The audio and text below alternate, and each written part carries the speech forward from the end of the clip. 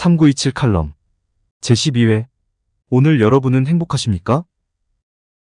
우리를 둘러싸고 있는 많은 것들이 있습니다. 정치, 경제, 사회, 문화, 제도, 법률, 전통, 교육, 종교 등 많은 것들이 우리를 둘러싸고 있습니다. 이런 것들이 추구하는 것은 궁극적으로 행복한 세상을 이루자는 것입니다. 누구 하나만 행복한 세상이 아니라, 특정 계층만 행복한 세상이 아니라 모든 사람이 다 같이 행복하게 살아가는 세상을 이루자는 것입니다. 지금 지구상에는 70억 명이 넘는 사람들이 살아가고 있다고 합니다. 이 수많은 사람의 가장 큰 소망이 무엇이겠습니까? 이 세상 행복하게 살다가 행복하게 죽음을 맞이하는 것입니다. 불행하게 살다가 불행하게 삶을 마감하기를 소망하는 사람들은 아마 단 한 사람도 없을 것입니다. 어쩌면 70억 명이 넘는 이 지구촌의 모든 사람은 행복이라는 같은 목표를 추구하며 살아가고 있는지도 모릅니다. 이제 한 달여만 보내면 새해를 맞이하게 됩니다. 새해를 맞이하는 첫날 아침, 많은 사람은 새해 첫 태양을 보기 위해 전국 각지의 일출 명소로 모여들 것이고, 많은 방송사에서는 그 사람들에게 새해 소망을 묻는 인터뷰를 진행할 것입니다. 그때 사람들의 대답은 대동소이합니다. 사람들이 바뀌고 해가 바뀌어도 사람들의 대답은 늘 한결같습니다. 올해에는 우리 가족 모두 건강했으면 좋겠어요. 올해에는 우리 가족 모두 소원 성취했으면 좋겠어요. 올해에는 우리 아들 대학 가고, 올해에는 우리 아빠 진급하고, 올해에는 우리 엄마 건강했으면 좋겠어요. 모두 이런 유형의 대답뿐입니다. 이런 유형에서 벗어난 대답은 거의 없습니다. 모든 사람이 다 자신과 자신 가족의 행복을 꿈꾸며 살아가고 있다는 증거입니다. 그런데 행복이라는 게 과연 무엇이냐는 것입니다. 모든 사람이 그토록 바라고, 모든 사람이 그토록 소망하고, 모든 사람이 인생의 목표로 삼는 행복이라는 게 과연 무엇이냐는 것입니다. 사람들은 행복이라는 단어를 늘 입에 달고는 살지만, 그리고 늘 행복을 추구하며 살지만, 정작 행복이 무엇이냐는 질문을 받으면 막상 뭐라고 대답을 해야 할지 아주 당황스러워합니다. 그런데 저에게 행복이 무엇이냐고 질문을 하신다면 저는 자신이 관계하고 있는 것, 자신이 가지고 있는 것에 대한 만족도라고 대답하겠습니다. 즉, 내가 관계 맺고 있는 여러 가지에 대해, 내가 소유하고 있는 여러 가지에 대해, 내가 얼마나 만족하고 있는지가 지금 나의 행복의 상태를 결정해주는 척도라고 대답하겠습니다. 조금 구체적으로 말씀을 드리겠습니다. 모든 사람은 나 아닌 다른 사람들과 관계를 맺고 살아가고 있습니다. 남편, 아내, 아버지, 어머니, 아들, 딸, 형제, 자매, 친척, 친구, 직장 동료, 직장 상사 등의 사람들과 또 그 외의 수많은 사람과 관계를 맺고 살아가고 있습니다. 이런 많은 사람과의 관계가 만족스러운 관계라고 느껴진다면 그 사람은 행복한 사람 쪽에 가깝습니다. 반대로 이런 사람들과의 관계가 만족스럽지 않은 관계라고 느껴진다면 그 사람은 불행한 사람 쪽에 가깝습니다. 또 모든 사람은 사람이 아닌 많은 것들과도 관계를 맺고 살아가고 있습니다. 국가와 관계를 맺고 살아가고 있고, 도시와 관계를 맺고 살아가고 있고, 학교와 관계를 맺고 살아가고 있고, 직장과 관계를 맺고 살아가고 있습니다. 또 각종 동호회, 친목회 등과도 관계를 맺고 살아가고 있습니다. 이런 것들과의 관계가 만족스러운 관계라고 느껴진다면 그 사람은 행복한 사람 쪽에 가깝습니다. 반대로 이런 것들과의 관계가 만족스럽지 않은 관계라고 느껴진다면 그 사람은 불행한 사람 쪽에 가깝습니다. 또 모든 사람은 각자가 소유하고 있는 것들이 있습니다.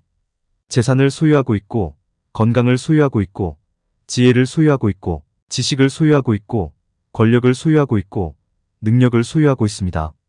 이렇게 자신이 소유하고 있는 것에 대해 만족하며 살아가는 사람은 행복한 사람 쪽에 가깝습니다. 반대로 자신이 소유하고 있는 것에 대해 불만족하며 살아가는 사람은 불행한 사람 쪽에 가깝습니다. 지금까지 말씀드린 내용이 제가 생각하는 행복이란 용어에 대한 개념입니다. 즉, 자신이 관계하고 있는 것에 대한 만족도, 이것이 제가 생각하는 행복의 개념입니다.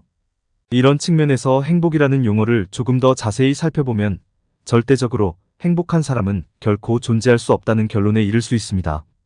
왜냐하면 부모에게는 만족한데 자녀에게는 만족하지 못할 수 있고, 직장에는 만족한데 국가에는 만족하지 못할 수 있고, 소유한 재산에는 만족한데 건강에는 만족하지 못할 수 있기 때문입니다.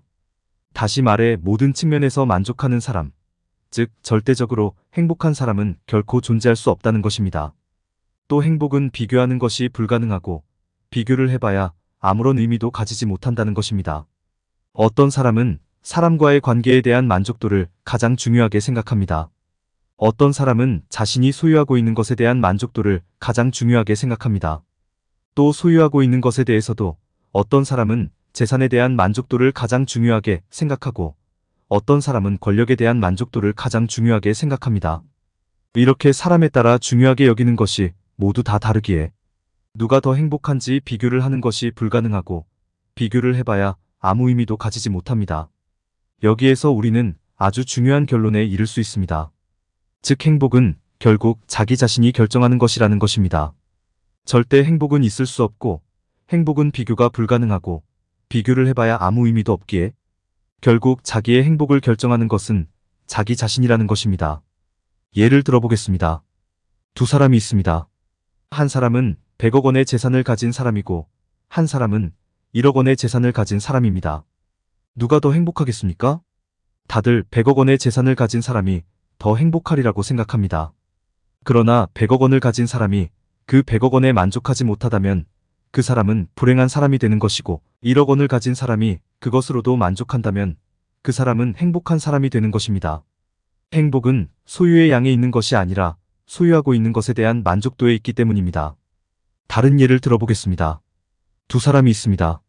한 사람은 국회의원이고 한 사람은 조그만 도시의 시의원입니다.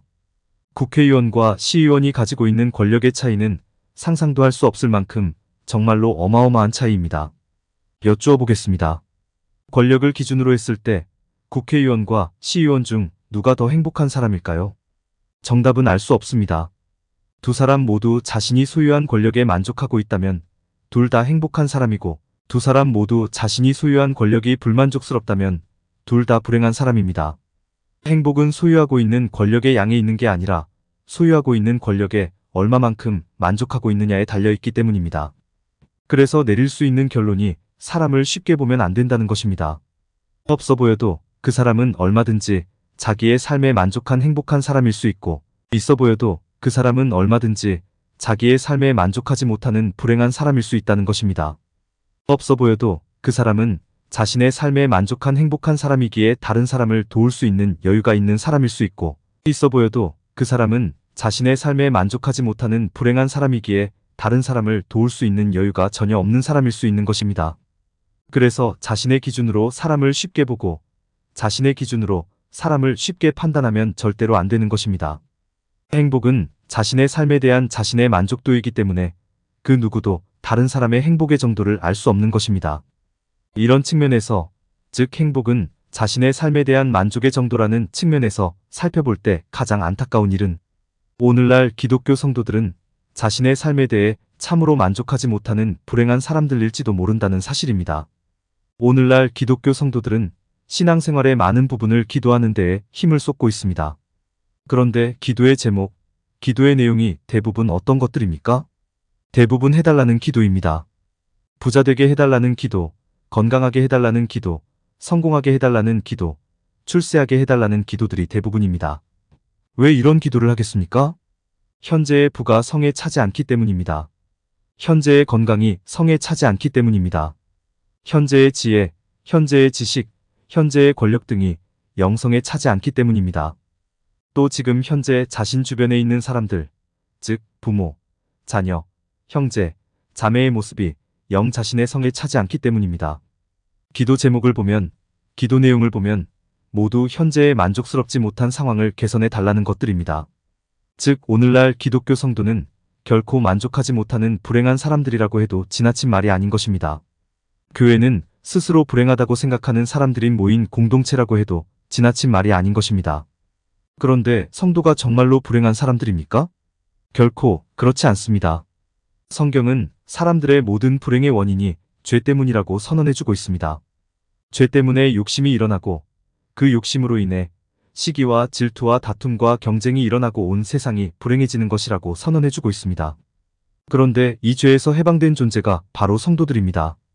모든 불행의 원인이 되는 죄의 문제를 예수 그리스도의 십자가, 사역으로 말미암아 해결받은 존재가 바로 성도들입니다. 사람이 지닌 가장 근본적인 문제, 가장 근원적인 문제를 해결받은 존재가 성도이기에 성도는 행복해야만 하는 존재입니다. 성도는 행복할 수밖에 없는 존재입니다. 이런 성도가 가장 만족하지 못하는 사람, 가장 불행한 사람의 모습으로 살아가고 있으니 성도에 대해, 교회에 대해 안타까워할 수밖에 없는 것입니다. 여러분께 여쭈어 보도록 하겠습니다. 여러분은 행복이 무엇이라고 생각하시는지요? 여러분은 자신이 행복하다고 생각하시는지요? 여러분은 자신이 행복해지기 위해 혹시 다른 사람의 행복을 빼앗은 적은 없으신지요? 또 여러분은 나보다 불행한 사람을 위해 나의 행복을 나누어 본 적은 있으신지요?